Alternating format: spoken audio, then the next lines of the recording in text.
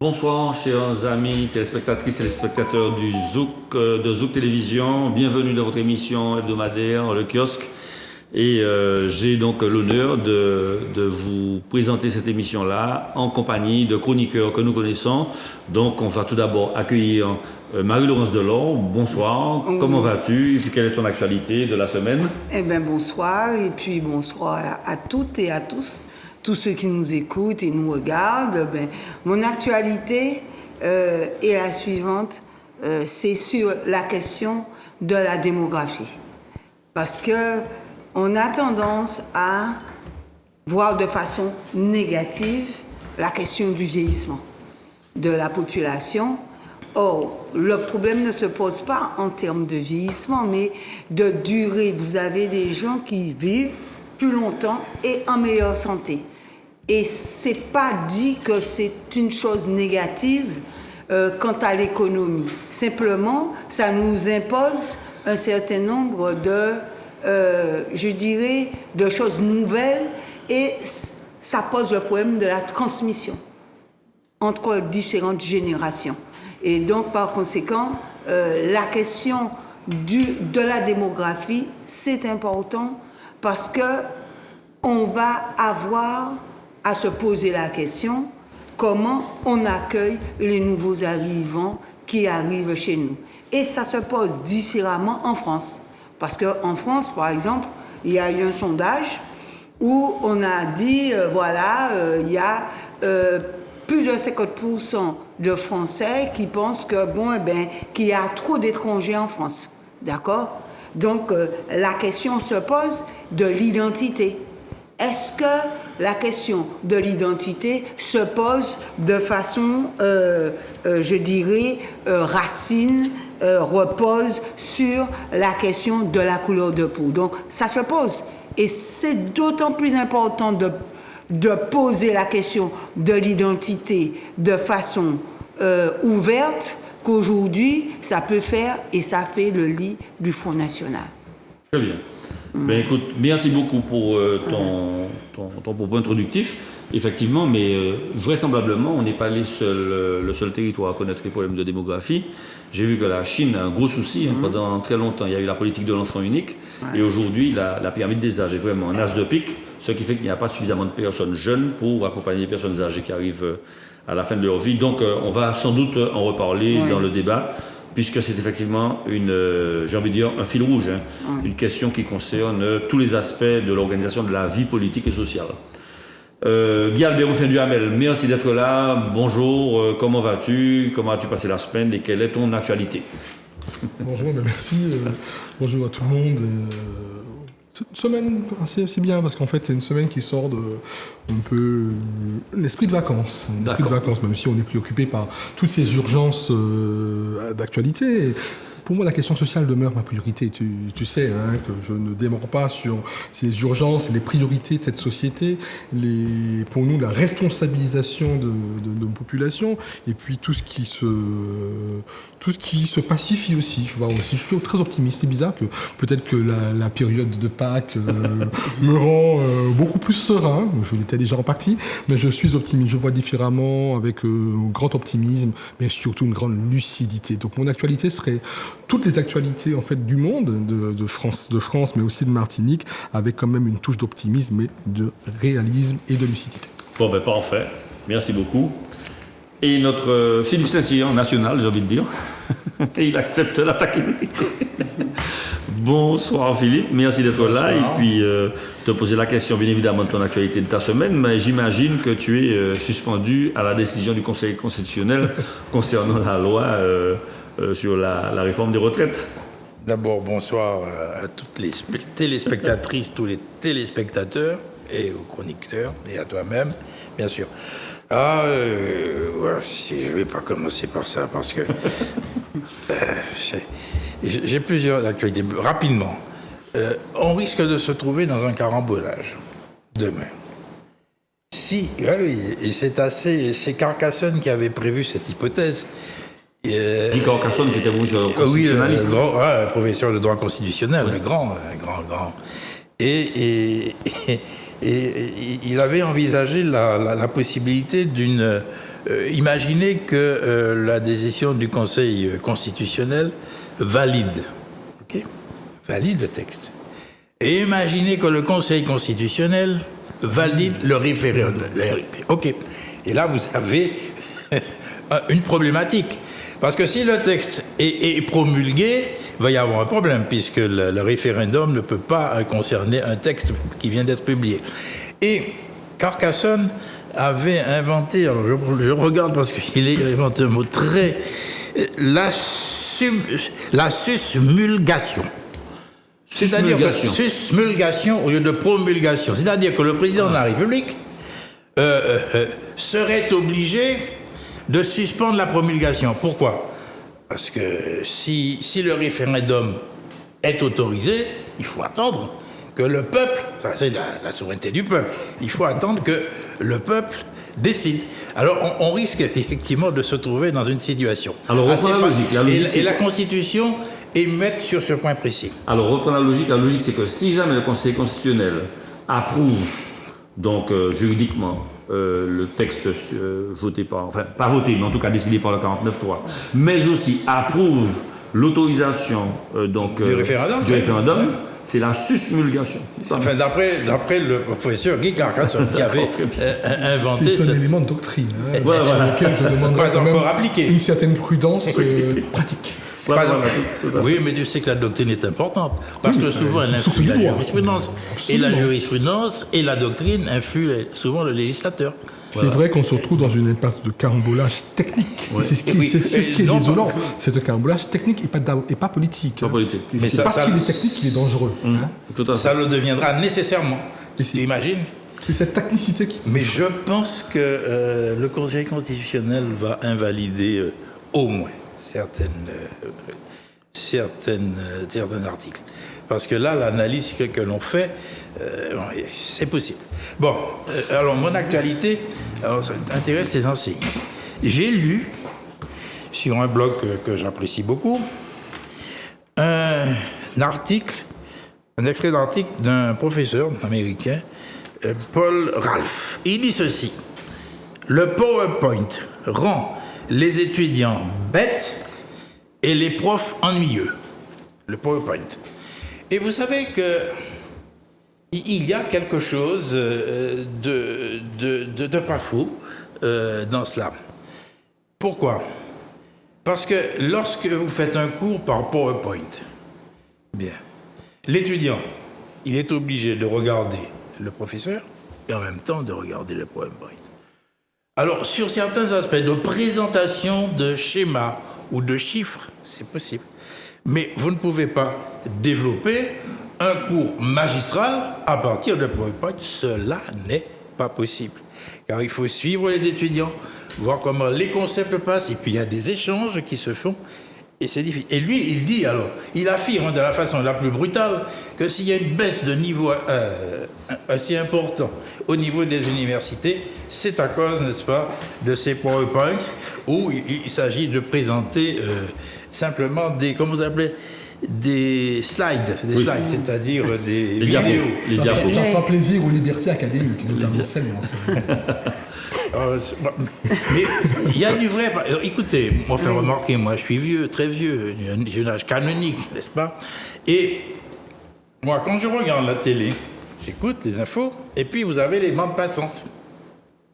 Et il y a toujours une difficulté de continuer à suivre ce que dit le journaliste ou la personne et les bandes passantes. Votre attention est là, oui.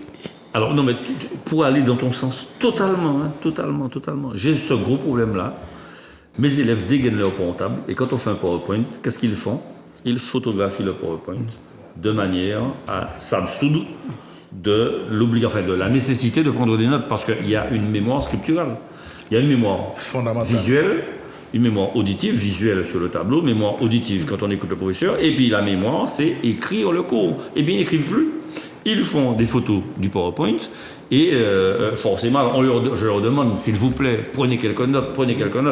Donc on s'égousille. C'est vrai que l'abondance de la technologie fragilise l'apprentissage au sens de la construction intellectuelle à travers le développement des compétences. Et j'avais été choqué par le constat d'une petite fille qui avait un magazine en main et qui trouvait bizarre que le magazine papier ne réponde pas à ce qu'elle avait comme habitude, c'est-à-dire les gestes tactiles qui permettaient de changer les images. Donc, même du point de vue de l'appréhension, même du point de vue de la conception du cours et de la manière d'enseigner, il faut qu'on fasse attention à tous ces aspects-là. Donc, c'est fondamental. Mais je voudrais ajouter quelque chose. Bon, j'avais fait une émission sur l'un des essais de Julia de Funès sur la comédie inhumaine, où elle dénonçait les techniques de management dans les entreprises, et elle disait que, et je suis d'accord, que tout ce qui est PowerPoint dans les entreprises, c'est inutile, bête et méchant, et ça ne permet pas aux employés et aux salariés de réellement affirmer et développer des idées. Donc, c'est pas seulement au niveau de l'éducation, c'est au niveau de l'ensemble des entreprises aussi. Donc, je vous renvoie à ça, et donc, Alors, on précise que parce qu'on apprend bien. On précise que Julia de Funès, c'est une philosophe, une philosophe tout à brillante, fait. jeune, qui travaille pas mal. Je pense quand même qu'il y a un cadre disciplinaire comme l'essence de l'éducation, et je crois que c'est quand même assez controversé. Je suis pas sûr qu'il y ait, si tu veux, un arbitrage scientifique franc. On est plutôt dans la controverse, je pense. Pas pour l'enseignement. Quelle est cette liberté, si tu veux, de méthode. Mais au niveau de l'université, c'est toujours la liberté. Bien sûr. Sur la liberté, tu fais ton cours comme tu liberté veux. Académique, c'est-à-dire c'est la deuxième. L'université. Recherche, l'université. enseignement, l'université. Mais absolument. Mais dans la réalité, lorsque tu fais un cours magistral, c'est évident, tu ne restes pas derrière ton truc avec un truc que tu veux montrer. Non, en général, tu échanges, tu déplaces, tu fais ton cours et tu surveilles la compréhension, comment les étudiants réagissent. Et à ce moment-là, tu peux effectivement modifier l'approche de la conception. Hein? Mais ça se discute. Mais l'universitaire est libre, n'est-ce pas, de sa méthode. Je le confirme et je l'approuve. Et vous y tenez. Absolument, fondamentalement. Absolument. Voilà. Une dernière question que je voudrais poser à Patrick Chamoiseau. Éloge de la responsabilisation. J'ai regardé son texte. C'est un texte qui me demande beaucoup d'attention. Et j'ai cru voir, je me trompe peut-être, un parallélisme entre l'emblème, le drapeau rouge, vert, noir, et les idées de Patrick. Okay? Vous savez que Patrick, il fait une sorte de hiérarchie progressive.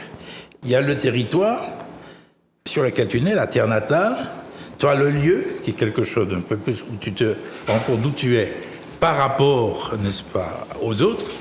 Et puis, à ce moment-là, lorsque tu y mets une pensée politique, ça devient pays, faire pays. Alors, une idée tout à fait fumeuse, comme j'utilise mon temps souvent arrivé, à travailler un peu. Je me demande, est-ce que le noir, c'est pas la terre, le territoire? Est-ce que le rouge, c'est pas la pensée politique? Et est-ce que le vert, c'est pas le pays? Serait-elle communiste? Ah non, mais le rouge, c'est pas uniquement communiste. Je sais. Il n'y a pas la faucille, il n'y a pas le marteau. Tu ferais plaisir à Michel, qui malheureusement n'est pas là. Tu n'as pas bien observé. Les nuances. Oui. Et puis une dernière vérité, parce que j'étais frappé. J'ai vu passer une information importante. Madame Macron a 70 ans. Ah, tiens, c'est pas la mère. Non, c'est Brigitte, c'est la femme du président, qui a 70 ans aujourd'hui, simplement. Ça m'a frappé. Non, je dis ça en passant. Bien sûr, tout à fait. Et oui. C'est le minimum. Je dis ça en passant. Oui, absolument. Voilà. Ben écoutez, après ces introductions qui ont dressé un petit peu le panorama de chacun, on va passer au sujet qui nous a été soumis et qui vous a été proposé à votre sagacité. Et on va commencer donc par la notion. Alors, je précise aux téléspectateurs, aux téléspectatrices, que chaque semaine, on va essayer d'aborder une notion qu'on considère comme étant ou alors complexe ou alors importante pour la compréhension de la vie politique et l'organisation de la vie sociale. Et aujourd'hui, la notion choisie, donc, c'est la notion d'autonomie. L'autonomie, donc, chacun va décliner en fonction de nos points de vue, en fonction de nos sensibilités, en fonction de nos spécialités, en fonction de notre vécu et puis de nos connaissances, nos savoirs. On va un petit peu décliner cette autonomie. Et je vais me retourner vers Philippe Saint-Cyr qui... et puis on va bien évidemment compléter. Tu veux que je commence? Bon. Alors. Bien, ben oui, d'accord, oui, je ne m'y attendais pas. Ah. Oui, non, mais il n'y a pas de problème, il n'y a aucun problème. Parce que c'est une notion très importante. Et j'ai fait mes classes tout près de Césaire, et je l'écoutais souvent dans ses discours politiques, et je le lisais. Et d'ailleurs, je rappelle qu'il y a tous ces discours politiques qui ont été collationnés par Édouard de Lépine. De Lépine, oui. Okay. Alors, ce que je veux dire, c'est que pour moi, je ne peux pas penser à l'autonomie sans penser à la négritude. Il y a pour moi un enchaînement logique. C'est ce que je ressens. Je n'ai pas dit que j'ai la vérité. Et bien qu'un professeur, je ne fais que douter. Et en effet, je me souviens d'un passage, je ne sais plus dans quel ouvrage de Césaire, il dit ceci, parlant de nous, mon nom offensé, mon prénom humilié, mon état révolté, mon âge, l'âge de la pierre. Et lorsqu'on reprend rapidement l'histoire, effectivement, on reprend le Code noir, l'article 13, les esclaves sont des meubles, l'article 28, ils ne possèdent rien. Et je dis cela parce qu'à un moment, vous savez, que Césaire dit comment il a vu la négritude. Il était à Paris, on l'a traité de sale nègre. Okay, et il a voulu transformer ce terme véritablement en une qualité supérieure. Et cette situation me rappelle une citation. C'est Ulysse qui répond au Cyclope. Tu me demandes quel est mon nom? Je vais te le dire. Personne, voilà mon nom. Et je veux dire par là qu'à partir de là, s'est construit une véritable, chez Césaire et chez les autres, une véritable vision de l'autre. Et l'idée fondamentale, c'est qu'on existe bien que l'on soit différent. Et on est l'égal de l'autre. Donc Césaire répond cela par un appel, si tu veux, à l'égalité et à l'universel. Et il faut bien comprendre que moi, dans la négritude, je ne vois pas une réponse à l'identité. Je vois simplement une affirmation, une réponse à l'existence. Ok, je suis différent, pas parce que différent, que je n'existe pas. Et j'existe en tant que tel. Et lorsqu'on voit ces courants littéraires ou philosophiques qui sont intervenus après coup, ça englobe la créolité, ça englobe la créolisation et le tout le monde. Donc c'est une ouverture vers l'universel. Mais une fois que on sait effectivement qu'on existe, qu'on est rassuré, merci Aimé Césaire, ça fait du bien. Mais seulement le problème se pose, mais comment va-t-on gérer, comment va-t-on administrer? Et je fais référence au fameux discours des 3 voies et des 5 libertés, où Césaire nous présente les 3 positions. Ou bien l'indépendance, ou bien l'assimilation, l'intégration, ou bien l'autonomie. Et moi qui suis totalement fâché avec les chiffres, j'ai essayé de mettre en place des équations, non pas chiffrées, mais lettrées. Je m'explique. Dans l'égalité, commençons par l'indépendance. L'indépendance, c'est quoi? C'est effectivement le fait, c'est un concept absolu pour moi, on est différent totalement et on n'a plus aucun contact avec l'autre. Okay? Donc, c'est liberté, moins égalité. L'égalité n'a pas à s'appliquer puisqu'on est parti. L'assimilation, pour moi, l'intégration, c'est un concept absolu. il n'y a aucune différence, et s'il n'y a pas de différence, eh bien, on se confond avec l'ensemble, et c'est l'égalité moins la liberté. Et dans l'autonomie, c'est un concept que je considère comme relatif. C'est-à-dire qu'il y a deux principes dans l'autonomie. Le premier principe, c'est le faire partie d'un ensemble. Okay? Et le deuxième principe, c'est la différence. Constater la différence, c'est nécessairement la reconnaissance, la vocation naturelle à gérer les différences, ou certaines de ces différences. Car il n'y a pas plus, compétent en la matière que la périphérie qui est éloignée du centre. Ce que je veux dire, c'est qu'il faut bien voir que l'autonomie, c'est liberté, égalité. Et le curseur peut effectivement bouger. Ok ? Dans ce concept-là, la décentralisation, c'est de l'autonomie. L'article 73, c'est de l'autonomie. L'article 74, c'est de l'autonomie. D'accord. Donc, pour moi, l'autonomie, c'est ce cadre-là. Et je continue. Et à ce moment-là, on nous critique. On va nous dire, mais vous voulez la fermière, la ferme, l'enfant de la fermière. Hein? C'est normal. Souvenez-vous de la lettre de Mitterrand à l'époque. Et il traitait cette situation de situation irréelle. Irréelle. C'est-à-dire que nous sommes tellement éloignés que nous faisons déjà partie d'un autre monde. Nous sommes à la limite, disons, pour aller vite, du monde européen et du monde américain pour tout globaliser. Et à partir de là, je dis et j'affirme que nous sommes plus que périphériques, plus qu'ultra-périphériques. Madère et Canaries, c'est tout proche. Nous sommes beaucoup plus éloignés. Et à ce titre-là, il faut bien constater, c'est ce que je disais à mes étudiants à l'époque, nous sommes juridiquement ce que nous ne sommes pas géographiquement, et nous sommes géographiquement ce que nous ne sommes pas juridiquement. Et il faut bien comprendre que cette position-là est une situation extrêmement riche de potentialités, tant pour nous que pour les autres. Ok ? Et je terminerai par, je ne dirai pas plus loin. Mais ma conclusion est la suivante, je peux remplacer Béatrice, mais pour une fois. Ce que je voulais dire, c'est que je suis, pour faire un peu de droit, je me méfie du droit, tu sais. Et ce que je veux dire, c'est que je vois très bien, moi, ce qu'a dit le constitutionnaliste que Serge avait fait venir en consultation, et je crois qu'il a parfaitement raison. Il n'y a aucune raison valable de distinguer 73 et 74. On pourrait concevoir un article global, général, où il y aurait, disons, les limites et des variabilités possibles. Mais ça, la mise en place, moi, je n'ai plus l'âge d'inventer, d'innover.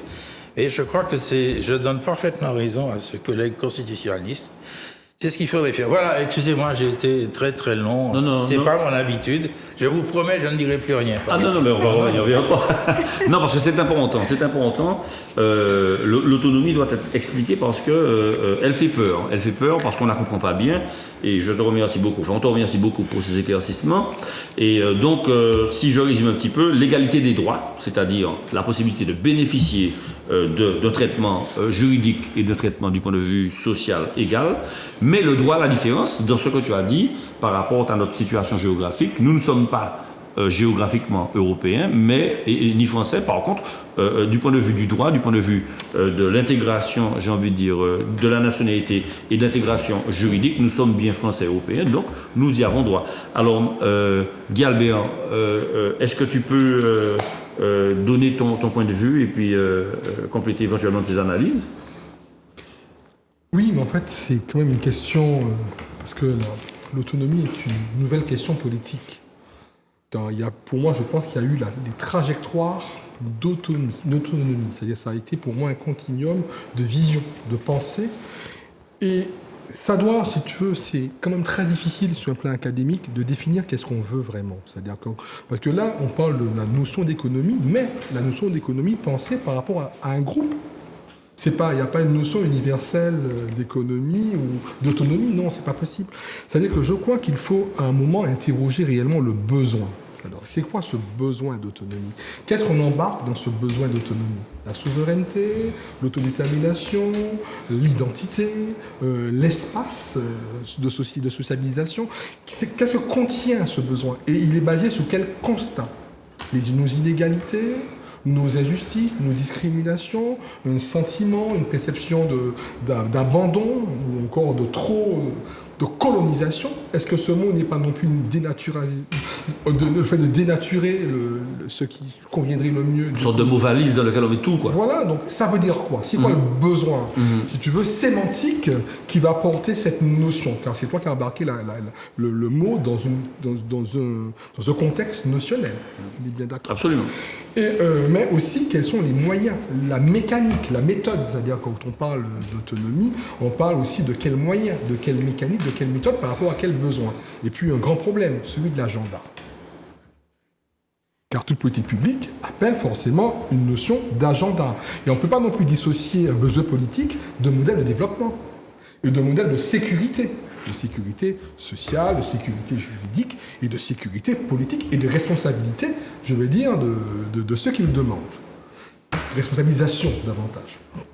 Donc, pour moi, vraiment, parler aujourd'hui de notion d'autonomie, c'est pas pour moi une fabrique esthétique de mots à la mode dans lequel on veut créer un jeu de nuances entre l'indépendance, l'autonomie, la souveraineté, la marge de progrès. Enfin, il faut savoir qu'est-ce qu'on veut vraiment.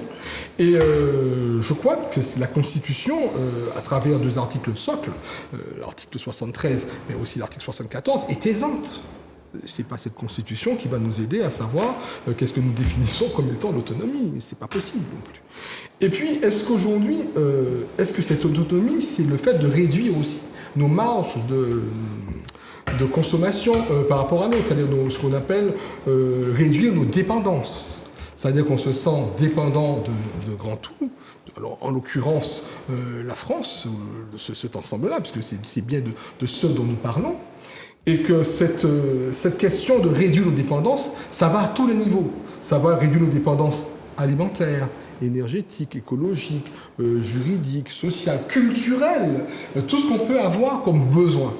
Et ça veut dire les réduire, mais en revanche, développer aussi de nouvelles compétences au niveau de ce pays. Tu l'as dit tout à l'heure, Philippe, par rapport à la notion de pays. C'est une notion qui n'est pas que géographique. Elle embarque quand même, on ne va pas faire Lamartine, on ne va pas rentrer dans la nation, l'État-nation, mais on est quand même un peu tenté d'emprunter cette voie-là. Cette notion de pays me plaît parce qu'elle embarque concrètement des choses. Elle embarque la notion d'existence, la notion d'émancipation, la notion de dire ce que l'on est de martiniquais, ce que l'on est de culturel, identitaire, avec nos chimères, nos quêtes, nos recherches, tout ce qu'on veut, et même nos problèmes.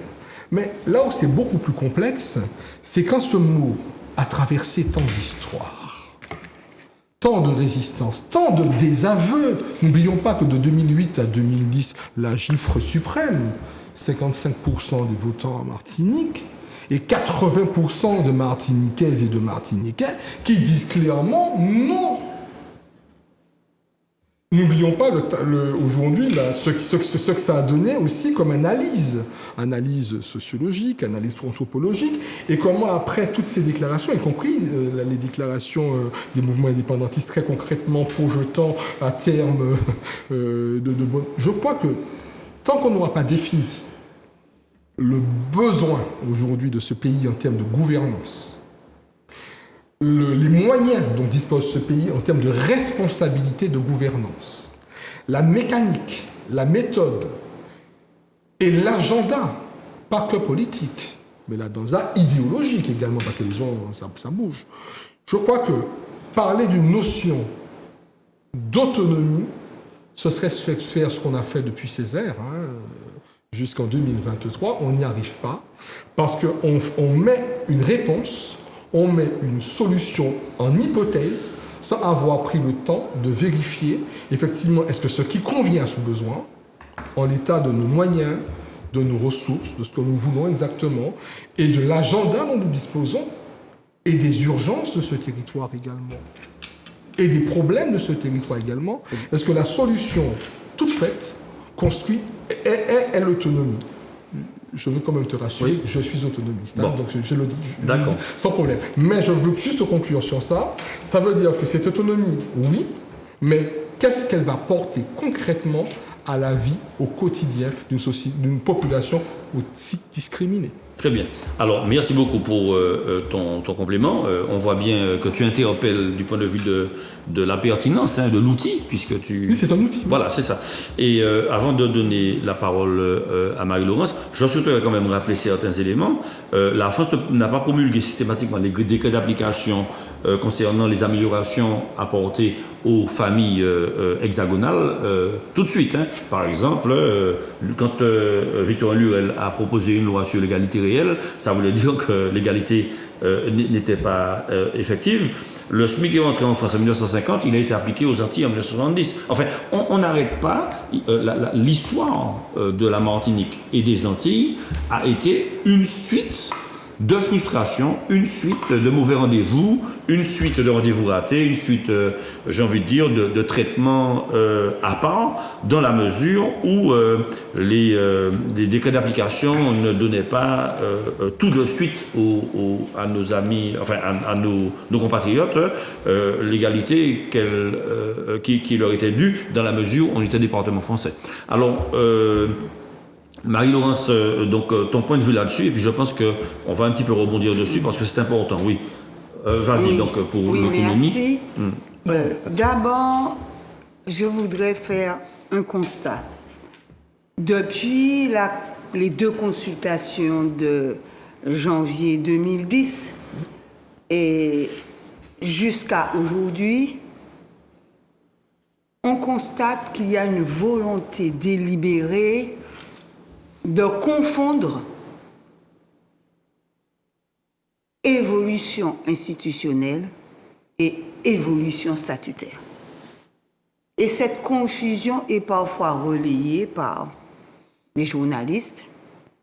Et jusqu'à présent, quand on regarde les démarches du président de l'exécutif de la CTM et la déclaration de Fort-de-France, on persiste et on conforte cette confusion.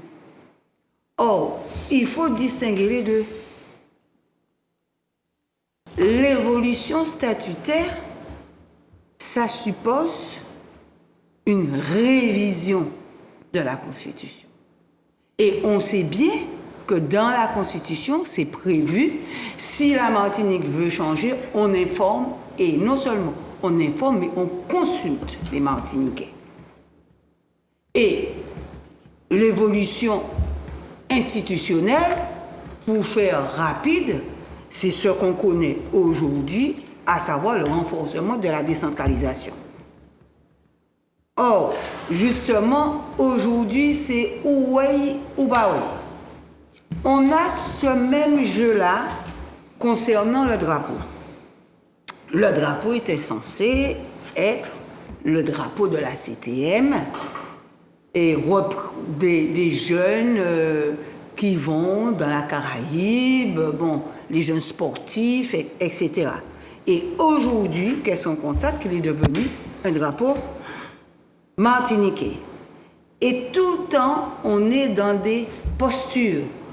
Autrement dit, on veut, avec des leviers institutionnels, changer le statut. C'est ça, c'est-à-dire que j'appelle posture le fait de ne pas utiliser correctement les outils qu'on a et faire croire qu'on va changer le statut. Et justement, pour revenir à la question de l'autonomie, je dois dire la première chose, c'est que c'est d'abord une notion qui reste abstraite. Abstraite, c'est une abstraction politicienne.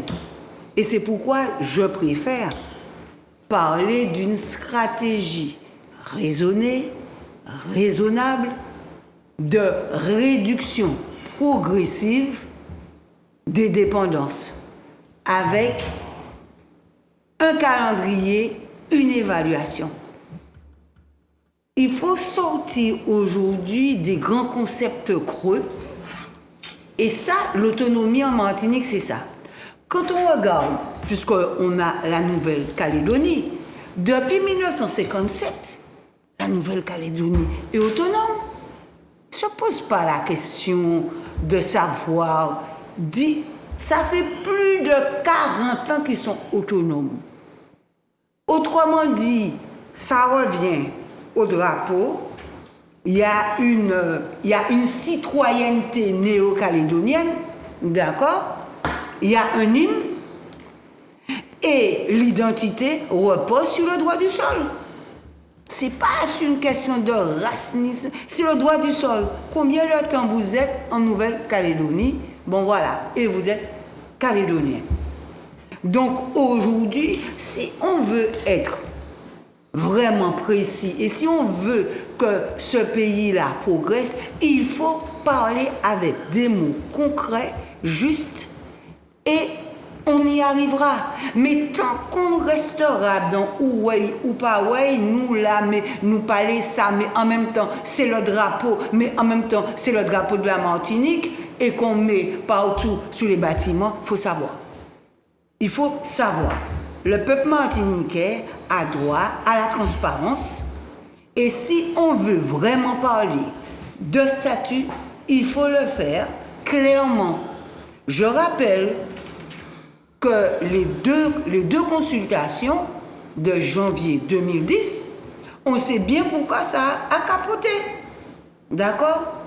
Chacun doit assumer la responsabilité, parce que les Martiniquais avaient le choix entre le 73 et le 74. D'accord, j'ai pas terminé, entre le 73 et le 74.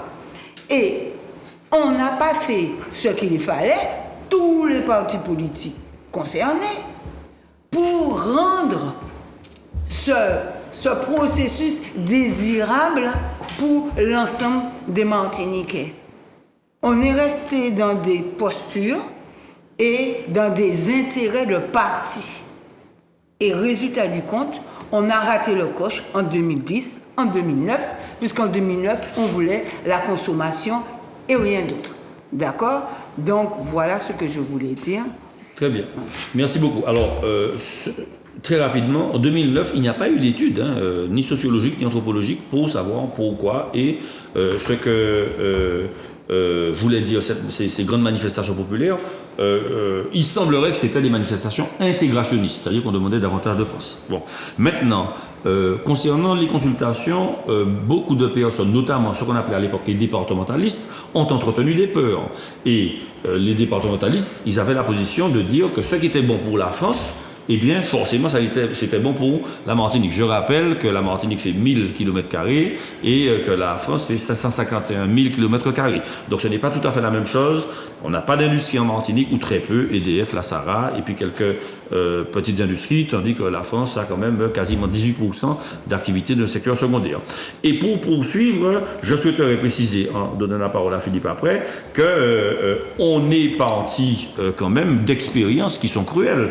Quand il a fallu que les Antillais fassent grève et qu'en 1953 ils obtiennent comme fonctionnaires l'égalité de traitement par rapport aux fonctionnaires français caucasiens, ça a été un combat. Quand il s'est agi que le SMIC, le salaire minimum interprofessionnel garanti, qui est apparu en 1950 en France et qui est devenu SMIC, il a été appliqué en 1970 en Martinique, ça laisse quand même des traces. Et on se dit, quelque part, qu'on ne voudrait pas acheter chat en sac. C'est un petit peu l'expression que je voulais dire. Philippe, je t'en prie, après un petit commentaire qui est assez long, désolé. Non, mais absolument pas. Non, ce que je voudrais dire, c'est que l'autonomie n'est pas le remède précis. Je veux dire qu'il ne faut pas confondre, et c'est la chat en sac, il ne faut pas confondre indépendance et autonomie. Et c'était là l'initiative de Césaire en faisant la distinction entre l'indépendance et l'autonomie. Et cela est fondamental. Et je crois que, comme tu le disais, qu'effectivement on entretient la confusion. Et lorsqu'on parle d'autonomie, notamment les journalistes, on met tout dans le même sac et on laisse entendre que c'est l'indépendance. Ok ? Non, ce n'est pas l'indépendance. C'est effectivement le curseur qui doit être mis entre les deux pôles que j'ai indiqués. Et je ne conçois pas que l'autonomie soit le remède que l'on applique maintenant. Maintenant, tu as parlé de délai, effectivement. Il faut qu'on réfléchisse, voir comment on arrive à accéder à un régime qui convienne le mieux à nos réalités, et cela demande du temps. Il faut effectivement des projets, je pense, économiques. Et quand même, nous sommes... Et une précision, une réforme institutionnelle n'est pas nécessairement une réforme constitutionnelle. Car au niveau des textes eux-mêmes, de la loi ordinaire, on peut avancer sur bien des points. Cela est une donne qu'il faut mettre à plat. Et ce que je voudrais dire, c'est que nous sommes là dans un vent de réflexion, qu'il soit hexagonal ou qu'il soit, disons, régional. Et je vous rappelle que, si je ne me trompe pas, tu dois le savoir mieux que moi, qu'il y a le CIOM, le Conseil interministériel des Outre-mer, oui, qui se tiendra en mai. Je n'ai pas dit que c'est là qu'on trouvera les solutions, loin de là, mais quand même qu'il y a un élément de réflexion pour savoir où l'on va. Mais si tu veux, le bas à bas, l'autonomie, c'est pas l'indépendance. Et pour aller un peu dans ton sens, effectivement, le concept d'autonomie a peut-être évolué. On a pu considérer à ce moment que l'autonomie, c'est une étape vers l'indépendance, ok ? Mais je ne pense plus que politiquement, on soit dans cette optique-là. C'est une étape, pour reprendre la formule bien connue, une étape vers l'émancipation, donc vers le progrès. Alors, c'est tout. Moi, oui, non, tu vas revenir sans doute. Mais Guy Albert, alors quand on parle d'indépendance, je tombe des nues parce que les fonctions régaliennes, monnaie, défense, police, fisc, douane, justice demeurent, les fonctions régaliennes, c'est-à-dire du roi, demeurent à l'État. Et tout à l'heure, avant le début de l'émission, on parlait des directions déconcentrées, de l'administration déconcentrée en Martinique, et on prenait des exemples. Alors, Marie-Laurence nous a un petit peu éclairé. Quand on parle de l'ADA, la Direction régionale de l'environnement, de l'aménagement, du logement, qui est responsable de pas mal de considérations, notamment port, ensablement, etc. Il faut qu'on sache que le maire des Anses d'Arlay, avec qui j'ai parlé, a un souci concernant le mouillage dans la baie de sa commune. Il y a les herbiers qui sont, j'ai envie de dire, de petits écosystèmes qui permettent aux tortues de venir vivre, de se reproduire. Les tortues elles-mêmes étant pratiquant ce qu'on appelle le nettoyage des fonds marins pour permettre une meilleure qualité des eaux. Et puis autour de ces herbiers-là, il y a un petit écosystème avec des micro-organismes qui amènent des petites crevettes, qui amènent des moyens, des crustacés moyens, qui amènent des petits poissons, des moyens poissons, des gros poissons, pour dire finalement que c'est tellement important pour un territoire. Je prends cet exemple-là, on parle de l'ADA, c'est tellement important pour un territoire que de savoir qu'un mouillage sauvage fait que l'encre arrache tout ce que la mer a comme équilibre écologique et puis écosystémique et que finalement le maire pense qu'il doit se référer à ce que décide l'administration déconcentrée de l'État, il ne peut pas prendre des décisions pour gérer finalement son territoire, son littoral. Donc, je te donne la parole maintenant, mais c'est pour dire, alors il y a plein d'autres exemples, mais à partir de ce petit bout de la lorgnette-là, on voit manifestement qu'à un moment donné, il faut un petit peu d'autonomie du point de vue de la gestion du territoire pour que les habitants et que les élus aient, j'ai envie de dire, les coups des franches, les mains libres pour aménager l'espace sur lequel ils vivent. Voilà. Merci pour la fuite de ton raisonnement. Non, mais moi, je veux rester ingénieur social. Aujourd'hui, on a des politiques publiques qui ne sont pas mises en œuvre ou quand elles sont mises en œuvre, on n'y accède pas. On voit un certain nombre de désordres parce que, ce que tu viens de dire, ces politiques publiques dites étatiques ne sont pas relayées dans les délais et qu'on en pâtit. Alors, est-ce que l'autonomie serait la réponse à la carence de l'État? C'est-à-dire qu'il faudrait solvabiliser aussi. C'est-à-dire que j'interroge, si tu veux, l'autonomie dans le sens, l'autonomie pour quoi faire? L'autonomie pour résoudre nos problèmes d'inégalité, nos problèmes de santé, nos problèmes écologiques, nos problèmes d'emploi, nos problèmes de logement, tous les affres sociaux, les pathologies sociales de ce territoire. L'autonomie, oui, ça va régler ça, mais comment? Avec quels moyens? Ça veut dire que oui, ça veut dire qu'on va pouvoir décider, mais on va décider comment? Et c'est peut-être que le mot autonomie me convient parfaitement aussi, si on peut décider. Mais même si on récupère la politique publique, moi je veux surtout récupérer la part budgétaire. Absolument. Et c'est là où j'ai un problème. Parce qu'aujourd'hui, les prophètes de l'autonomie oublient qu'elle n'est pas qu'identitaire, elle n'est pas que culturelle, elle n'est pas un vœu d'émancipation de personnes dans un espace parce que nous pouvons décider de nous-mêmes et puis nous sommes grands chez nous. Non, les Martiniquaises et les Martiniquais ont de vrais besoins. Et pour moi, une autonomie efficace, c'est une autonomie qui permet de répondre à ces besoins avec les moyens nécessaires. Il n'est pas fait démonstration aujourd'hui que dans un contexte d'autonomie, de politique publique dite régalienne notamment, que nous pourrions répondre aux besoins des Martiniquaises et des Martiniquais. Donc je crois que pour moi, l'urgence est de rappeler l'État a son devoir. Ça veut dire, et c'est pour ça que je ne vais pas dire que oui, comme vous ne faites pas, on va faire. Non. Ça veut dire qu'aujourd'hui, il y a des politiques publiques, il y a des textes, il y a des lois qui doivent être appliquées. Il y a un grave problème, tu parlais tout à l'heure des cours d'eau et notamment de la reproduction de l'écosystème, c'est un véritable problème.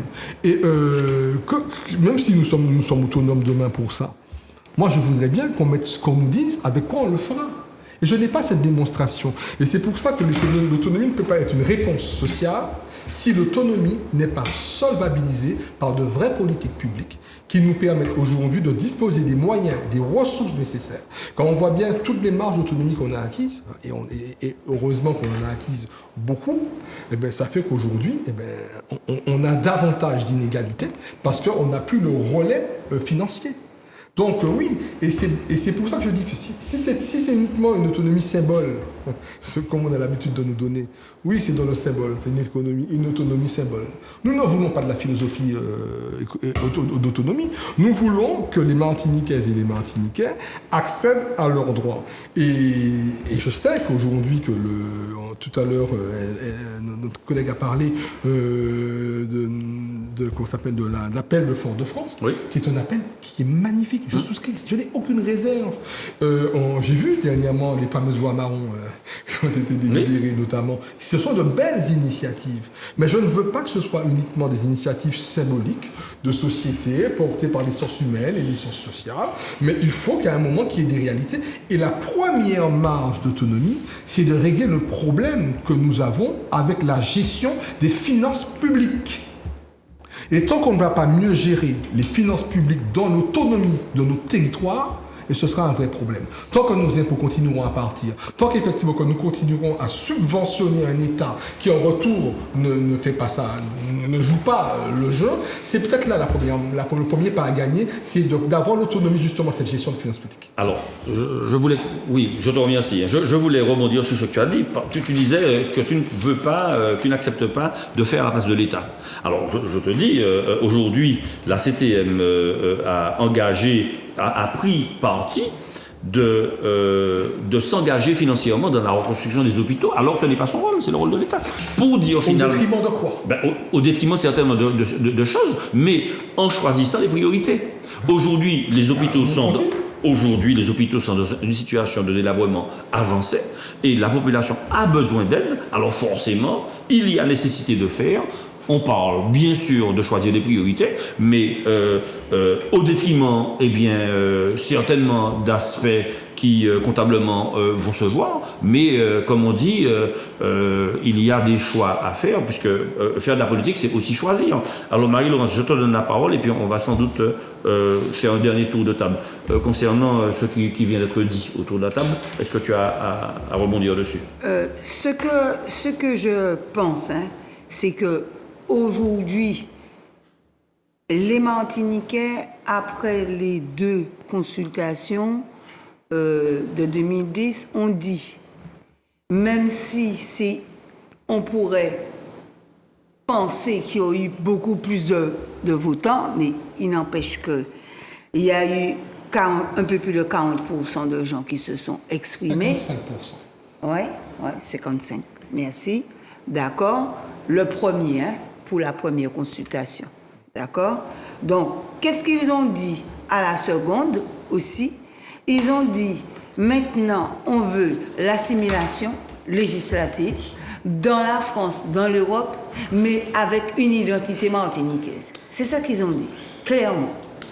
Aux élus, puisque vous n'avez pas fait ce qu'il fallait pour que le 74, c'est-à-dire l'identité législative, passe, maintenant, on veut être citoyen français avec une identité martiniquaise. Maintenant, faites avec ça. Par rapport à ça, aujourd'hui, un élu doit tenir compte de cette volonté collective qui a été évaluée et qui n'a pas pu aller plus loin parce que justement, on a fait peur que ce soit du côté de la droite, que du côté des autonomistes à l'époque, on disait chat en sac pour des raisons bassement politiciennes. On a fait ça capoter, d'accord? Et donc, par rapport à ça, on doit tenir compte de cette volonté évaluée. Et donc, c'est ce qu'ils nous disent. Et c'est pourquoi la proposition aujourd'hui, pour respecter cette volonté, mais pour aller un peu plus loin, je la reprends. Aujourd'hui, il faut aller vers une stratégie concertée, rationnelle et raisonnable de réduction des dépendances. C'est ça le sujet. C'est ça. Maintenant, tant qu'on n'a pas fait ça, tant au niveau des mairies qu'au niveau de la CTM, eh bien, on va rester à dire, bon, eh bien voilà, surtout quand on sait qu'il y a de plus en plus de désengagement de l'État. Et je comprends fort bien la position de la CTM. Est-ce qu'on va laisser un hôpital en état de délabrement? D'accord, c'est pas parce que on peut penser différemment qu'on ne peut pas être d'accord avec ce que tu viens de dire. C'est-à-dire qu'aujourd'hui, on est face à nos responsabilités. Monsieur Macron nous dit, bon, eh bien, la décentralisation renforcée, c'est ça. Moins d'argent et vous vous débrouillez avec. Maintenant, vous avez mis dans les mairies des centaines de personnes, réglez le problème. Je ne vais pas vous donner plus d'argent si vous n'agissez pas sur la stabilisation des employés. Donc, il dit ça partout, dans la France et dans l'Europe. D'accord? Et donc, par rapport à ça, en tant que Martiniquais et en tant qu'élu, il faut tenir compte de ça. Donc, voilà donc ce que je voulais dire et rebondir sur tout ce qui a été dit. De toutes les façons, merci beaucoup Marie-Laurence. De toutes les façons, c'est un thème qui est tellement important, je disais que c'est un thème fil rouge qui reviendra dans tous les débats, parce qu'il est nécessaire de construire ce concept, cet outil avec la population. Et merci pour vos contributions et nous reprendrons bien évidemment ce débat. Je voudrais apporter une précision. Oui, vas-y, je t'en prie. Nous sommes tous d'accord. L'autonomie n'est jamais qu'un cadre. Un cadre qui distingue des autres options. D'accord. Ce cadre, il faut l'appliquer, il faut choisir, il faut construire, n'est-ce pas, à partir d'une stratégie certainement de réflexion. C'est absolument, le chemin est ouvert. Ils sont en train de réfléchir. Et bien sûr, je partage, Guy-Albert, tout à fait ton avis sur la gestion des fonds. Il faut effectivement que nous ayons les fonds pour exercer nos pouvoirs. Et il faut aussi que nous sachions bien gérer les fonds. Mais moi, je suis absolument d'accord avec ce qui est autre dit. Mais l'autonomie n'est pas une solution en elle-même. Hein. Il faut choisir le cadre, il faut le construire. Et je répondrai on prend une formule de Césaire. Si nous voulons survivre, nous sommes condamnés à être des génies. Il faut que nous innovions, n'est-ce pas, que nous inventions dans le cadre de cet article qui serait consacré à la dite autonomie, entre guillemets. Je l'ai terminé. Je vais juste conclure sur ça. Il faut quand même... Je vous invite à lire les rapports de la Chambre des comptes. Quand la Chambre des comptes va auditer, analyser, évaluer, inspecter, peu importe, juger la gestion de nos établissements publics, y compris notre CTM bienveillante. Les communes qui prennent des marges d'autonomie parce qu'il y a un besoin de la population et elles ont raison. Mais regardez comment le préfet réagit. Saisir la chambre de ceci. Regardez ce qui ressort de cette analyse-là aujourd'hui. On a toujours, il y a des communes aujourd'hui qui sont sanctionnées, des gens qui sont inquiétés parce que justement ils prennent conscience que face à une désolation de la population, on n'a pas d'autre choix que d'imputer dans des dépenses qui ne sont pas affectées à cela, prendre cette partie de ces dépenses-là pour pouvoir soulager des maux sociaux. Mais c'est justement ça. C'est des marges d'autonomie qu'elles prennent. Et il faut qu'elles les prennent. Mais derrière, vous avez vu les sanctions qui sont prises aussi. Et tant qu'on ne va pas décomplexifier, tant qu'on ne va pas changer le prisme du regard aux finances publiques, et tant qu'on ne va pas avoir une autonomie dans la gestion de nos finances publiques avec une démonstration de responsabilité, l'autonomie qui pourrait être une nouvelle question sociale ne sera pas à son rendez-vous. Elle ne va faire qu'augmenter une sorte de sanction, de vision. Les Martiniquaises et les Martiniquais, les élus ne savent pas gérer, ils font n'importe quoi de l'argent public, ce qui n'est pas vrai du tout. Les élus font ce qu'on doit faire pour aider une population totalement dans le désastre, mais malheureusement, depuis la lecture française, on dit, les élus, la Martinique font n'importe quoi. Ce n'est pas vrai. Et c'est pour ça que je dis que je veux bien parler d'autonomie. Je l'ai dit tout à l'heure. Je pense qu'il faut y aller. Parce qu'il n'y a pas de raison qu'on n'avance pas vers ça. Mais on ne peut pas parler d'autonomie tant qu'on n'a pas changé notre regard aux finances publiques. Très bien. En tout cas, merci beaucoup pour vos interventions. Comme je vous le disais, nous allons revenir dessus dans les émissions suivantes. Et puis c'est un sujet passionnant, un débat tellement riche qu'il est difficile de tout dire. Alors, on a pris pas mal de temps sur le premier thème. On va passer au thème suivant en essayant d'être un petit peu moins disert. Donc, deuxième thème, le procès des militants poursuivis pour les violences commises en novembre 2019 devant le centre commercial d'Océanie, ça a été annulé. La requête en nullité soulevée par les avocats de la défense a été retenue. Mon regard se tourne vers... Chaque fois qu'il commence, non. Alors, Marie-Laurence. Oui, alors, je dirais qu'on est là sur des questions de forme. Il est vrai que le droit, la forme et le fond, c'est important. Mais j'aurais préféré justement qu'on aille au fond de cette affaire pour que chacun puisse dire ce qu'il avait à dire.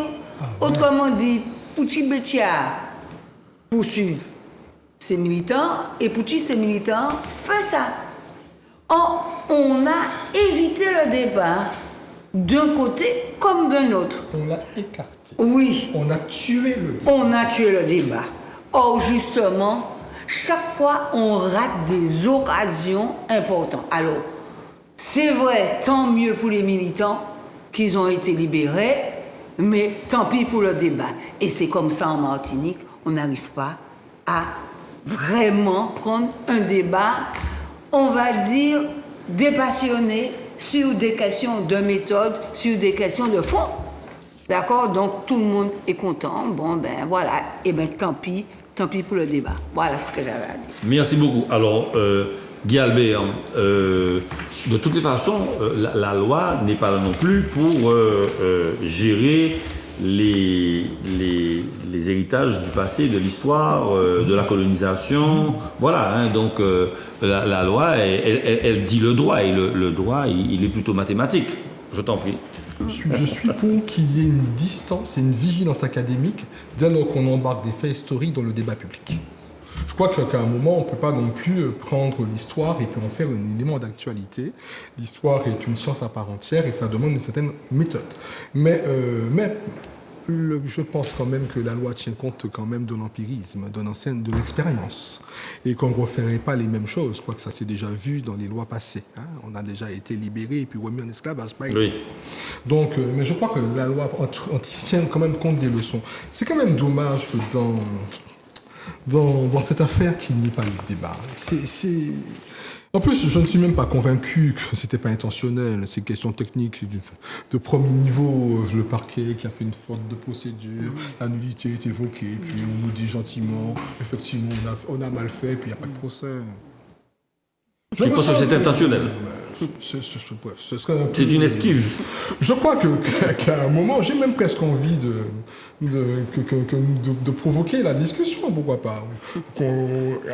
Nous sommes quelque part victimes de ça. Alors je crois que tant mieux, enfin, attention, tant mieux pour ces personnes qui étaient inquiétées. Je ne peux qu'être satisfait de la décision qui a été prise et encore heureux que le droit ait été appliqué et qu'on a enfin une responsabilité juridique, ce qui est assez exceptionnel quand même, hein, donc il faut le reconnaître aussi.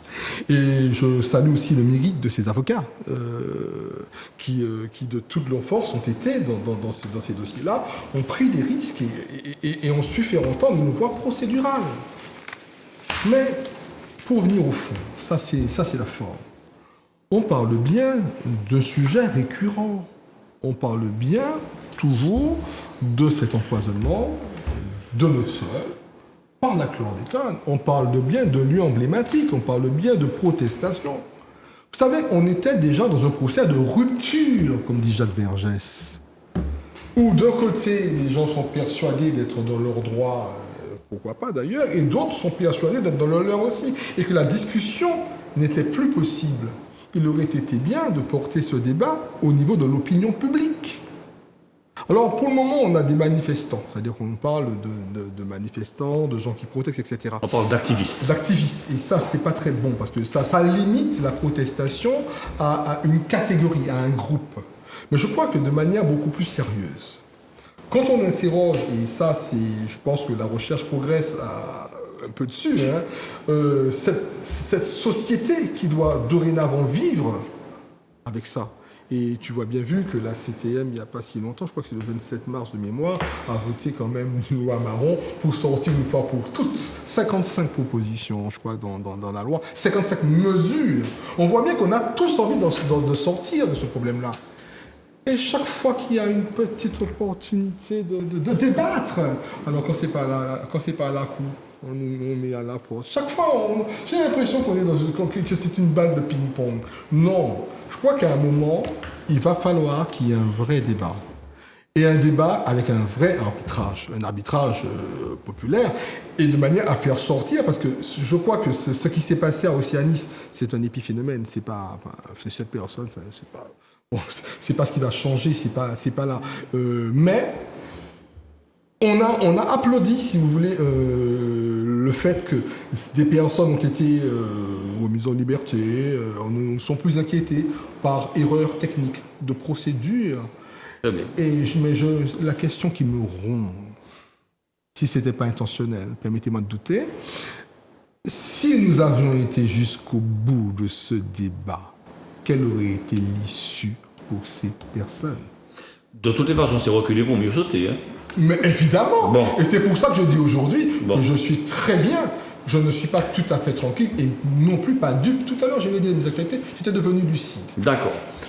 Alors, je vais me retourner vers Philippe en disant, est-ce que les questions de fond peuvent être traitées à l'occasion d'un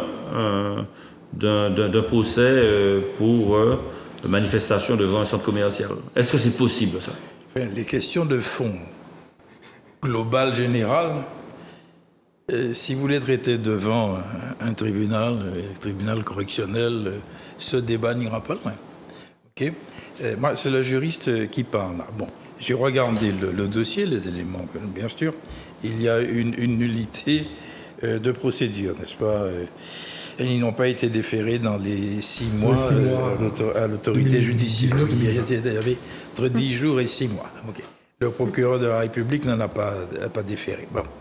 Mais j'ai fait remarquer qu'il y a eu 4 tentatives, hein, 4 audiences qui ont été reportées. D'accord, bien.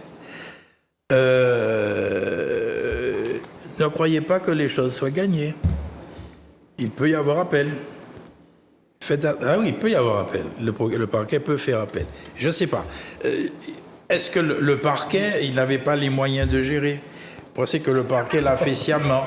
Peut-être que le parquet n'a pas les moyens.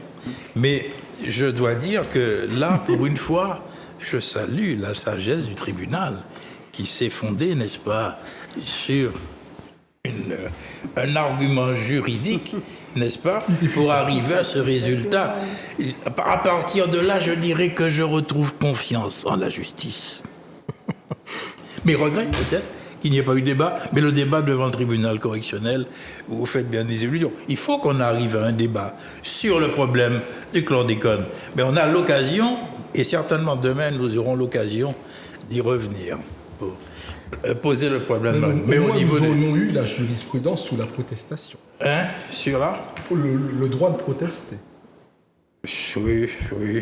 Dans cette affaire, avec la décision, avec l'annulité, mais le dossier n'a pas été traité au fond. Mais c'est bien pour ça. Mais donc, je crois je ne sais pas si l'annulité pourrait être interprétée de façon différente, hein, au niveau en de tout cas, l'appel l'appel. ou non-appel du parquet. Hein? L'appel de non-appel. Je ne vais pas parier. Voyons, il a la possibilité de faire appel, ok. Mais N'oublions pas que le parquet est quand même hiérarchisé et que c'est la magistrature debout et que le parquet reçoit des notes. Je reconnais mon étudiant, là. Oui, absolument. Mais son autorité, n'est-ce pas, c'est le ministre. Un ministre de la Justice, le garde des Sceaux. Donc il peut recevoir des notes. Oui, mais étant donné la justice est indépendante. Et le ministère public est indivisible aussi. Le parquet dépend du ministère, effectivement, mais les juges judiciaires sont en principe indépendants. Mais je redis, je suis satisfait de la décision du tribunal, car... et puis je dois dire effectivement que nous avons là eu 2 avocats, et pas n'importe lesquels, c'est pas n'importe qui. Bon, voilà ce que je peux dire, mais je pense que le débat... Au niveau de notre cas, quand même, dans ce dossier, quand même, je pense qu'on a 3 avocats, chacun avec une défense un peu différente. C'est pas n'importe qui monde, ça. Hein. On a quand même eu des personnes solides. Bon. Ouais. Alors, comme nous avons quasiment une unité de lecture du problème qui s'est posé, le thème suivant, c'est les violences sexuelles. Un balance-ton martiniquais surgit sur les réseaux sociaux. Une jeune femme qui se dit elle-même victime de viol, qui a porté plainte, diffuse depuis plusieurs jours les noms de plusieurs hommes pour lesquels elle aurait reçu des témoignages concordants. Vraisemblablement, elle a levé quelques lièvres et d'autres femmes victimes s'associent. Donc, ça pose la question du rôle des réseaux sociaux et ça pose aussi la question des comportements de prédateurs que certains hommes n'arrivent pas à contrôler. Donc, Marie-Laurence, tu es peut-être davantage concernée par rapport à cette réalité. Et je vais te donner la parole d'abord, et puis je dis bien peut-être. Oui. Je te donne la parole d'abord, et puis les messieurs vont ensuite réagir. Oui, merci. Alors, d'abord, il faut partir d'un constat général pour ne pas rester simplement dans ce qu'on pourrait penser être du Milan ou encore du sensationnel. Nous sommes comme dans la plupart des sociétés, qu'elles soient sous-développées ou en voie de développement, nous sommes donc sous un système qui est celui du patriarcat. Ça veut dire quoi? Ça veut dire que ce sont les hommes, dans leur majorité, qui ont les leviers du pouvoir. Qu'il s'agisse des collectivités publiques, qu'il s'agisse des entreprises, et qu'il s'agisse des partis politiques. Ce sont la plupart du temps les hommes qui décident de l'évolution des carrières. Et ça, c'est valable aussi dans les partis politiques. C'est-à-dire, c'est le chef du parti qui décide. si d'où ou pas qu'à aller, ou pas qu'à aller. Autrement dit, ce système patriarcal explique pourquoi nous en sommes là aujourd'hui, y compris en Martinique. Et c'est pourquoi c'est là où il faut porter le fer. Porter le fer, pourquoi? Parce que il faut protéger ces femmes qui sont agressées, d'accord? Et éviter que d'autres femmes soient agressées. Et je voudrais dire une chose, c'est que c'est très bien qu'on puisse être dans cette dynamique de balance ton port. Parce que justement, ça voudrait dire aussi que la Martinique et en Martinique, les femmes se mobilisent et se mobilisent de façon sérieuse. Alors en même temps, il ne faut pas le nier il ne faut pas nier le fait que dans cette société patriarcale, il y a beaucoup de femmes qui ont intériorisé ce patriarcat. De telle sorte qu'il y a souvent des procédures et des stratégies d'évitement qui expliquent pourquoi ce patriarcat est aussi fort, non seulement dans la société, les entreprises, mais dans les partis politiques.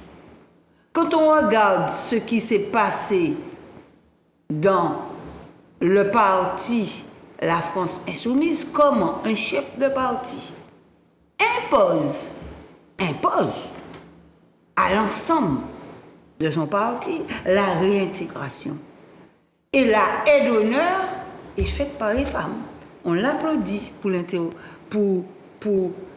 l'intégration. Ça pose vraiment problème. C'est là où il faut vraiment penser que la question du système patriarcal, il faut absolument porter du fer, porter là où c'est essentiel. Et donc, ça me permet d'embrayer sur l'un des points, le dernier, où on parle de Marlène Schiappa. Bon, je dirais une chose. Alors je précise, le dernier point, c'est Marlène Schiappa, secrétaire d'État à l'économie sociale et solidaire, pose pour un magazine Playboy. Oui, voilà. Donc, je dis la première chose, c'est que il faut laisser, voici une femme qui est charmante et belle, pourquoi lui imposer, n'est-ce pas, je dirais, une manière d'être. Marlène Schiappa est libre d'aller là où elle veut, surtout qu'elle n'avait pas de position particulièrement, exhibitionniste. Voilà. Et puis laissons les tabloïds, n'est-ce pas, en parler. Il n'y a pas de débat d'intellectuel à faire là. Chacun est libre. Non. Et elle est dans cette stratégie. Et je me dis, c'est même pas une question politique là. C'est tout simplement une femme qui est libre et qui a envie de se faire plaisir. Merci. Voilà, merci. Alors, Guy Albert, donc Marie-Laurence a associé les deux thèmes, donc je vais te proposer de les mettre en parallèle si tu veux bien. Donc, balance ton port, et puis la secrétaire d'État à l'économie sociale et solidaire qui pose dans Playboy. Donc, est-ce que tu y vois une proximité? Et puis, si tu veux bien répondre à l'un ou à l'autre, et à l'autre des deux questions. À l'une et à l'autre des deux questions, pardon. Je prends très au sérieux cette affaire de violence sexuelle et je prends très très au sérieux cette détresse des femmes. La Martinique, cette détresse est très grande. On ne s'imagine pas jusqu'où on a touché le fond. La parole se libère très lentement. Les gens se culpabilisent et les gens ont davantage peur. Et le tortionnaire, l'agresseur est assez confortable dans beaucoup de cas. Je reste quand même travailleur social et c'est important de le rappeler que on voit sur le terrain la réalité de personnes meurtries, de personnes qui aujourd'hui ne savent même plus comment vivre, comment retrouver une vie normale. Les gens ici, c'est-à-dire toutes ces questions tu as parlé tout à l'heure de patriarcat, mais aujourd'hui on est dans une prédation de la femme. Une prédation de la femme par une sorte de rémanence, je veux dire, même pas de culture, d'habitude. Et puis l'impunité, trop longtemps, a fait que ça devienne un usage, une norme. Et après, est-ce que la méthode est bonne, pas bonne, ça après c'est d'autres problèmes. Mais je dis qu'aujourd'hui, il est important que ces personnes qui sont des criminels, puisque on parle bien de violence sexuelle, on parle bien de criminels, ne se sentent plus en sécurité. C'est-à-dire que, comme disait la personne qui a fait ce site, il faut que la peur change de camp. Hein. Il faut qu'à un moment que... Alors, je crois qu'il faut terroriser les terroristes. Voilà, il faut que la peur change de camp. Ça veut dire qu'il faut qu'aujourd'hui, si ça peut aider, mais par contre, il y a aussi un risque. C'est celui de la présomption d'innocence. Il y a ce risque-là. Et puis il y a aussi ce risque de la bonne foi. Mais je pense que dans le cas de ce que nous parlons, de ces témoignages, de ce que je sais, j'ai très peu d'éléments aujourd'hui, je n'ai pas le recul nécessaire. Je pense que cette action, si elle est faite, c'est quelque part, elle porte du sens pour ces victimes-là. Mais par contre, il faut faire très attention que ça ne devienne pas non plus une systématisation et une justice parallèle. Je crois que la justice aussi doit y mettre des moyens pour pouvoir prévenir toute cette criminalité sexuelle qui n'est pas anecdotique en Martinique. Mais je suis très touché parce que je me dis qu'arriver à ce niveau où on utilise toutes les sources, y compris les réseaux sociaux, c'est-à-dire se mettre en plein jour et de dire oui, cet homme, c'est qu'on a fait un grand pas. Je pense que les femmes ont fait 2 grands pas. Absolument. Et je ne peux pas analyser cette démarche parce que bon, c'est pas comme ça qu'on analyse quelque chose et puis c'est trop gratuit aujourd'hui de venir et s'asseoir ici et de dire voilà, j'ai une analyse. Non, c'est pas comme ça. Mais je me dis que si on arrive à ça aujourd'hui, c'est que tout ce mouvement né de MeToo, on voit bien cette progression jusqu'à Balance ton port, Made in Martinique, ce n'est pas un effet de mode, ce n'est pas un style, c'est une vague de fond. C'est une vague de fond, oui. Et que ça fait remonter quelque chose de très profond. Et aujourd'hui, ces femmes, on ne peut leur dire que courage. Très bien. Et c'est ça. Et pour revenir à Marlène Schiappa, je crois qu'aujourd'hui, on a tellement d'urgence avec cette actualité trouble que Marlène Schiappa sur Playboy, pour moi, est totalement un non-sens. C'est un non-événement. C'est vraiment qu'elle fasse qu'elle veut. Très bien, merci beaucoup pour tes appréciations. Alors Philippe, bien évidemment que l'interpellation là, autour de Balance ton port, elle est générique, c'est-à-dire il y a un problème, la prédation que subissent les femmes et le courage de celles-ci. On est dans un petit pays, une petite société, le courage qu'ont certaines d'entre elles de dénoncer crûment leurs agresseurs. Ton point de vue là-dessus, et puis ton point de vue également sur Marlène Schiappa. Je n'ai rien d'autre à ajouter à partir de ce qu'a dit Guy Albert. Je suis absolument de ton avis. Je répéterai les mêmes choses, mais donc ce n'est pas utile aussi. Mais en faisant attention effectivement au risque de la justice parallèle et les réseaux sociaux. Effectivement, tu as dit que si le problème, vous avez dit d'ailleurs que si le problème est de cette dimension, mais elle réagit de cette façon-là. Mais les réseaux sociaux, justice parallèle, il faut effectivement qu'il y ait possibilité d'organiser un contrôle ou une autre modalité, je ne sais pas, ou des collectifs, mais là, il y a des risques. Mais quant honnêtement, à la situation de notre société, je partage totalement votre avis et il fallait effectivement que... Mais je voudrais... Marlène Schiappa, parce que moi je m'y suis intéressé à Marlène Schiappa, bien sûr. Lorsque j'ai entendu ça, j'ai cru que c'était un poisson d'avril. Et je croyais même que Playboy avait disparu. Alors j'ai regardé, bien sûr, et j'ai vu toutes les photos qui vont défiler, je les ai vues au microscope. Et, bon, S'agissant des photos, bon, je n'ai pas vu que l'ordre public soit bafoué. J'ai regardé au microscope, hein, et surtout la dernière photo où elle tient une robe, je ne sais pas si vous la mettez, une robe, et elle est derrière avec, on voit une partie, n'est-ce pas, d'une de ses rondeurs, mais c'est une robe couleur chair. Je me suis renseigné. Bon, là, et bien sûr, quand même, parce que j'ai été tellement interpellé. Mais non, c'est pas là que... Si j'ai un reproche à lui faire, c'est au niveau de sa philosophie. OK? Parce que ce journal Playboy, quand même, il donne pas le beau rôle à la femme, en général. Hein? Quand je le voyais, c'était la femme qui était... qui devenait un objet sexuel. Alors c'est là, au niveau de la philosophie, je comprends pas sa cohérence. C'était une féministe, et pas n'importe qui. Elle est arrivée à des résultats extrêmement importants. Et moi, je sais pas, je me pose la question de savoir quel était son objectif, c'est tout. Mais quant à se montrer, bon, je n'y vois aucun inconvénient, et je ne pense pas que la pudeur soit choquée. Alors, un petit mot, parce qu'on a encore d'autres thèmes, oui. Oui, je voudrais quand même rajouter quelque chose.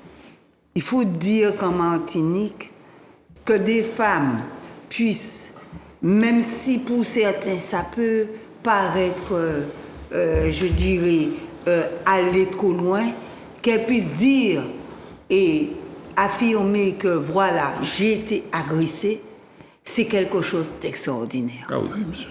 C'est quelque chose, on n'a pas idée de ce que ça signifie. Dans un microcosme comme ça où la victime, on lui impose le silence. Surtout, tu vas briser la famille, tu vas briser les amis, etc. Je pense que même si certains peuvent penser que ça déborde, eh bien que ça déborde. Très bien. Parce qu'aujourd'hui, il faut le dire. Et il faut rendre, je dirais, en quelque part, les associations d'écoute.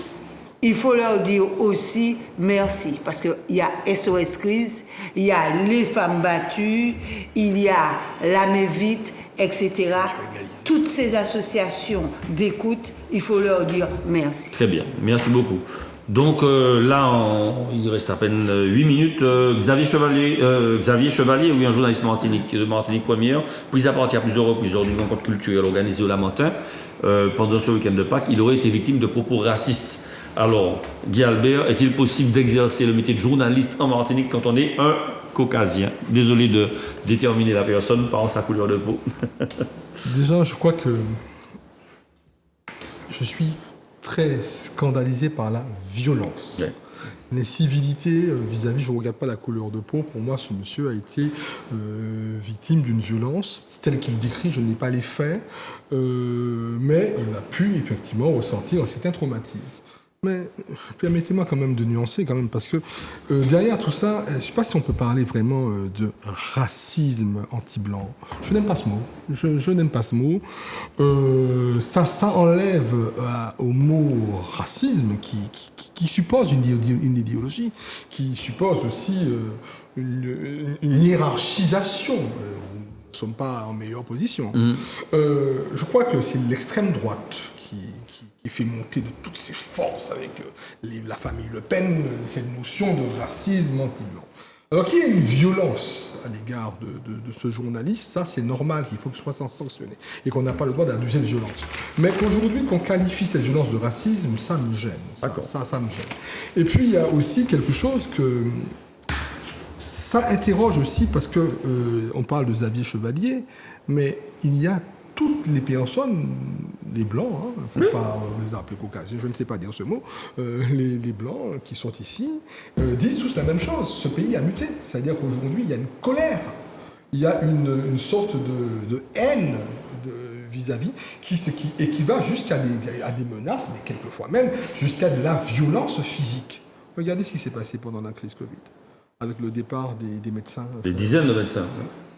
Je le vis régulièrement et sur le terrain, j'entends aussi des témoignages de gens qui me disent « Je ne me sens plus en sécurité, on ne comprend même pas ce qui se passe. » Mais est-ce qu'aujourd'hui, il n'y a pas un intérêt, justement, on parlait tout à l'heure de la notion d'autonomie, mais d'aller en profondeur par rapport à tout ce que... à cette mutation, cette métamorphose, cette haine, cette violence contre l'oppresseur. On a inversé le syndrome de Stockholm. Ça veut dire on n'aime plus le tortionnaire. C'est-à-dire qu'aujourd'hui, il y a cette tendance de se rebeller et de dire que voilà, au nom de l'identité, au nom de la culture et probablement même au nom de trois couleurs, qu'on peut éventuellement commettre certaines choses. Je dis que non, je suis vraiment pour que ce débat soit pacifié, mais pour qu'il soit pacifié aussi, il va falloir traiter le fond. Et le fond du problème, il est sociologique. Très bien. Ça veut dire que ça devient un élément qui perturbe. Et je suis très inquiet parce que j'ai des enfants. Et bien entendu, dans l'éducation que je leur donne, il n'y a pas du tout d'éducation à la violence, au contraire. Nous sommes tous des êtres humains et je suis totalement daltonien sur le sujet. Je ne vois ni blanc, ni noir, ni jaune, je vois des humains.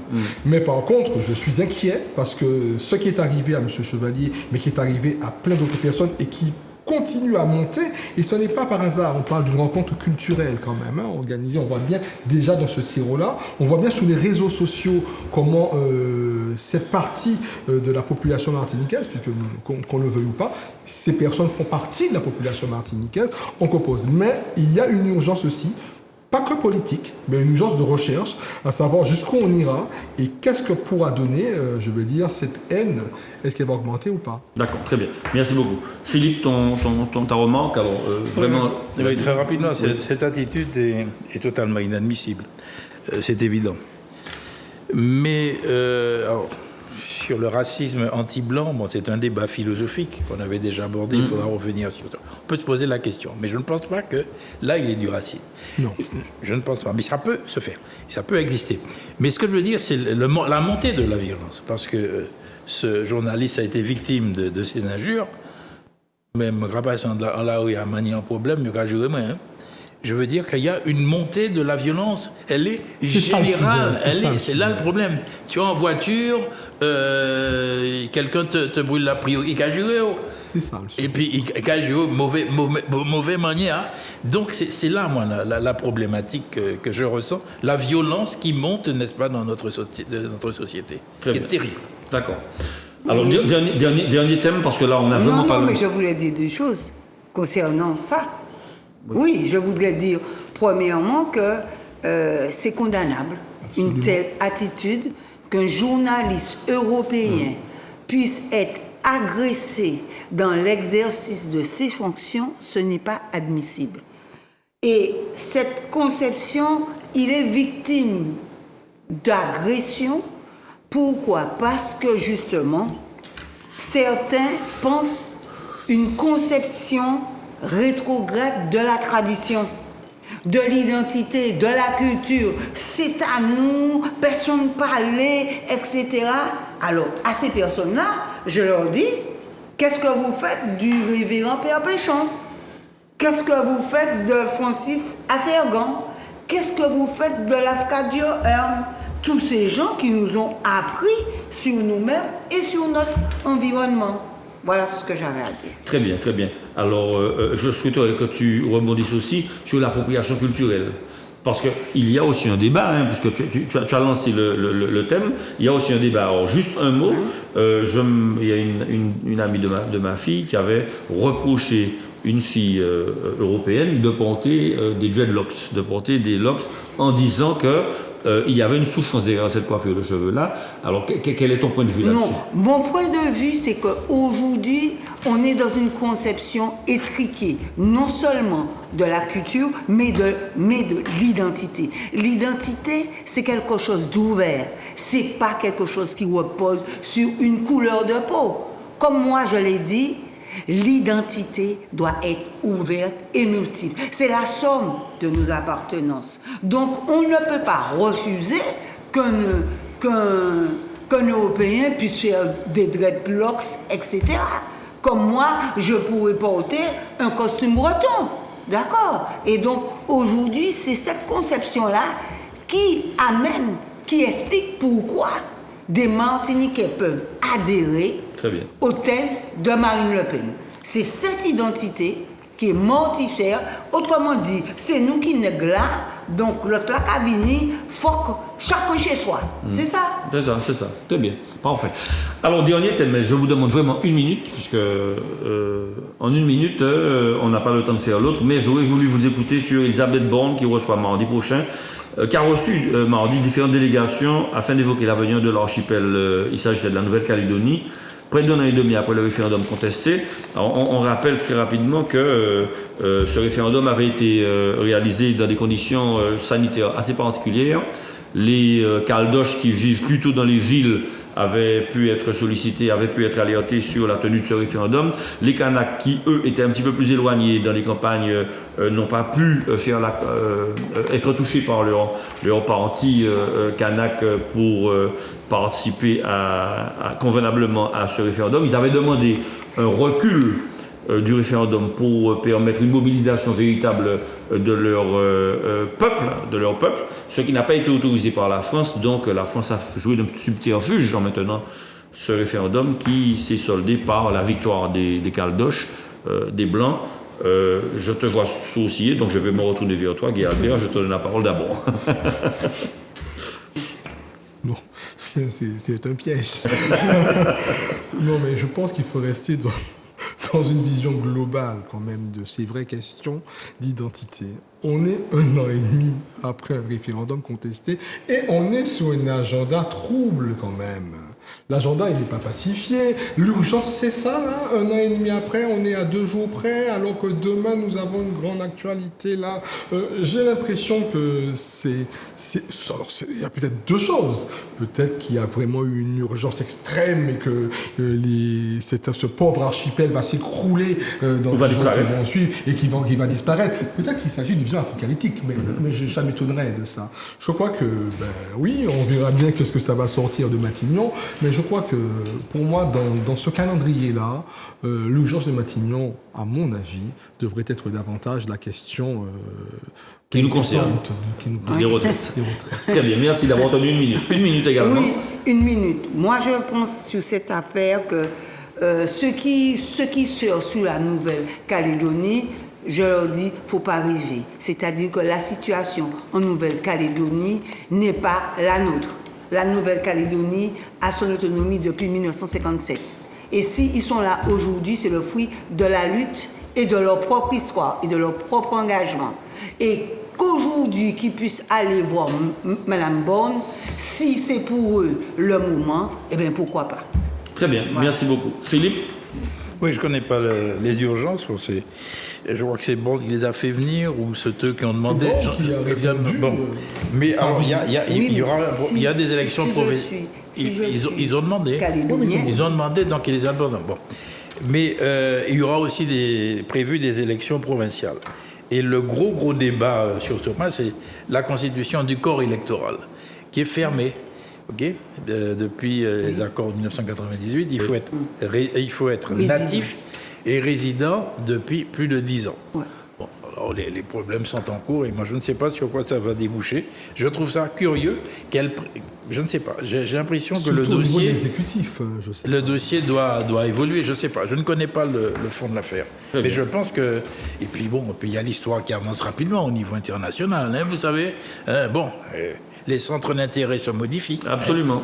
Et là, la réalité géopolitique fait que effectivement, la Chine, avec sa question de Taïwan, la France ne peut pas se dispenser d'être de cette partie du monde pour des raisons géopolitiques évidentes. Donc, elle veut se raccrocher à son empire. Ce dossier qui a toute sa portée internationale nécessiterait d'être étudié après avec un calendrier beaucoup plus serein. Robuste aussi, oui, tout à fait. En tout cas, merci. Voilà, merci beaucoup, Grégory. J'espère que nous n'avons pas débordé de trop. Chères téléspectatrices, téléspectateurs, merci de nous avoir reçus chez vous. Nous vous souhaitons un excellent week-end et nous vous disons donc à la semaine prochaine pour de nouveaux débats passionnés autour des phénomènes et des faits de l'actualité martiniquaise internationale. Bonne soirée à tous, au revoir.